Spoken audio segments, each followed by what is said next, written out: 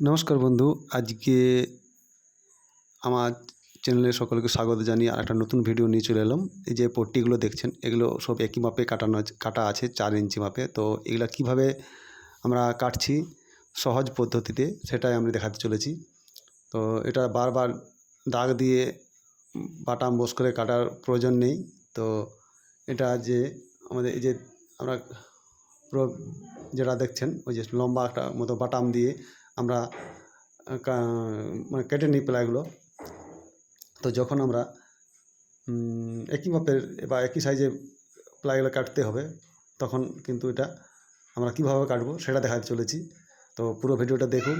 আর যারা এখন পর্যন্ত আমার চ্যানেলটাকে সাবস্ক্রাইব করেন না, অবশ্যই সাবস্ক্রাইব করে বেল আইকনটা প্রেস করে আমার পাশে থাকবেন, আমাকে উৎসাহ করার জন্যে, আমি নতুন নতুন ভিডিও আপলোড করার জন্যে আমাকে একটু সাহায্য করবেন। আর পুরো ভিডিওটা দেখুন, আমি নানা রকম ভিডিও টিপস দিয়ে থাকি। আর এই যে দেখছেন, এগুলা সামান্য যে সাইডটা আমরা প্লাইটা সেটাকে সামান্য ছেঁটে নেব বাটাম বস করে। তারপরে কিন্তু আমরা প্রসেসটা দেখাবো যে কীভাবে করছি আমি। এই যে এরকমভাবে আমরা দাগ দিয়ে প্রতিটা দু জায়গায় দাগ দেওয়ার পর আমরা বাটাম বস করে আমরা কিন্তু প্লেটে কাটি। এই যে এরকমভাবে কাটি আমরা, কিন্তু না, এভাবে কাটার প্রয়োজন নেই। তো দেখতে থাকো যে কীভাবে আমরা এটাকে কাটিং মেশিনটার উপর আমরা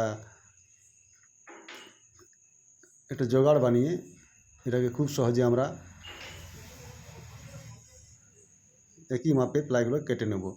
তো এই যে কাটিং মেশিনে আমরা যে আমাদের ব্লেড আছে, ব্লেডটা থেকে আমরা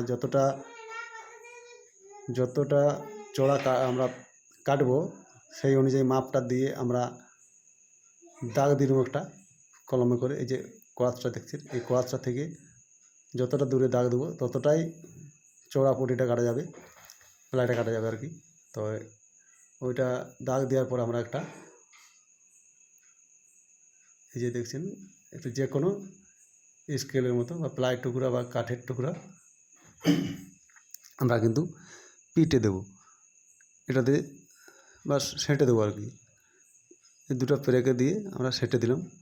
তো সেঁটে দেওয়ার পরেই কিন্তু এর আসল কাজ।